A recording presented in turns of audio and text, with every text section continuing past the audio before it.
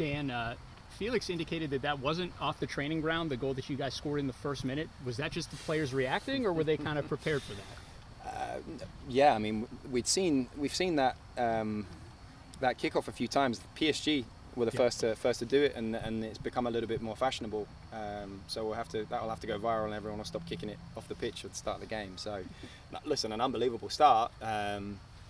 But no, not scripted necessarily. So just a reaction to take the throw in quickly from your guys, that's all it was? Yeah, Bryce picked it up quick, and so obviously Marcus does really well in the hold up to link it to Juan, and Felix is off to the races. So yeah, brilliant transitional goal. So from a strategic point of view, because I know it's kind of in vogue professionally, like why? I guess I don't understand why you would give possession away. Well, I would think that the argument is it's very difficult for the opponent to score from their own throw-in inside their own half or third, and we just created an anomaly, I guess. Okay. Your guys went down 2-1. What did you think of the way that they responded, particularly after halftime? Better. We caused them more problems than they caused us. Obviously, there was some tactical components of where we struggled in the first half that I wasn't pleased with.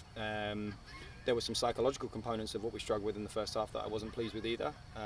So a good response. They were made aware at that half time, and we made a couple of different adjustments. Obviously, kind of having Felix and Braden out there to start the half created some threats down the left, and obviously Marcus continued that, and then needing to change Felix towards the end of the game. But I felt for the most part we were the better team for the vast majority of the second half. Dan, you guys have moved Tice up a little bit, it seems. He maybe played a little bit of center back, a little bit of full back.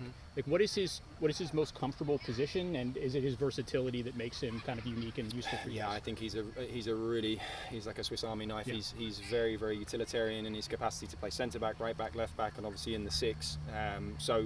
Again, we're still trying to find what the best fit is in terms of creating our attacking structure, getting our best profiles in their strength in their best positions. So obviously utilising Tyson away where we move him inside allows Felix to already be high and wide, allows Braden when he comes on to already be high and wide, and obviously they can be dangerous from those positions. I think the nature of what they were able to do in possession in the first half led to a subtle change to that, just to give us a little bit more cover at left back position and consolidate a little bit. But obviously knew that if we could still add Felix to the attack with Braden on that side, that we would cause them some overload issues with the speed down that side, which I thought was reflected well with the start of the second half. Some of the things you were a little concerned with in the first half, the response to scoring so quickly, sometimes I guess that can be a mental challenge, or that their keeper was obviously hot, made some great saves, and maybe frustration at not being able to get a second one. Yeah, listen, they're a very good team, very well coached, and I think they're very worthy of where they are in the rankings. But the reality of whatever the struggles were in the first half, we have to equalise before halftime. It needs to be 2-2 at halftime. And the reality of the nature of the second half, we have to go on and win that game, and that was perhaps a harsh message after the game right now, that we can be happy that we've come from 2-1 down, but we spent a period of the first half a little defeated, I would say, in terms of mentality and psychology, and a little bit on the back foot, and we needed to be stronger and show more resilience in that moment. And then I've just said to them, look, over the course of 90 minutes, no matter however good I think they are, if you don't think that we were the better team and don't think that we should have or create enough chances to win the game, then you're sadly mistaken. And at what point are we going to start carrying ourselves and believing that we're a top 10 team? And I think that's the biggest message that they got after the game, and the biggest step that we need to take is, there's 8 games of sample. There was last spring against boatloads of top 10, top 15 teams. At what point are we going to start to carry ourselves, deal with adversities in a way where we double down on our resilience, our strength, our communication?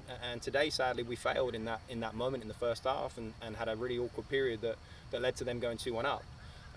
Now, can we execute better and take our chances? Yeah, of course. But I want the group to recognise that Gardner Webb's a good team, but we should have got something from the game. Akron's a good team, and we didn't show up for 45 minutes. High Point's a good team, and we've struggled with the adversities of the first half and going 2-1 down. And yet we're still where we are in the country, and we still have good results, and we're still in an unbelievable position to kick on.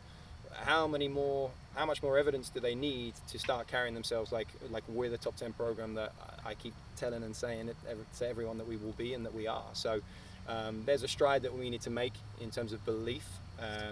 That means that we'll show more grit when we suffer than we did today in the first half. We'll show more conviction when we have momentum and come away with a win from a game like today. What did you see in that set piece that Pablo ended up finding the back of the net? Was one of those adjustments to get him more back into his position, more comfortable? Because in the first half, it kind of took him out of the game. First half, we asked him to play underneath to defend, knowing that their structure and how they were going to build the game. His assignment was to play a little bit deeper and support the midfielders a little bit. But we had a structural breakdown on the right, which led to an overload in the middle, which drew Isaac Shear out, which led to them being able to play entry passes into the forwards without any protection, which was their first goal. So I don't know why that happened necessarily. I don't know why we didn't follow orders in terms of what we had asked them to do, because it wasn't that. And then obviously in the second half, we have Marcus out on the left, which gave us the luxury to put Pablo back through the middle. Thanks, Dan. No worries. Thank you.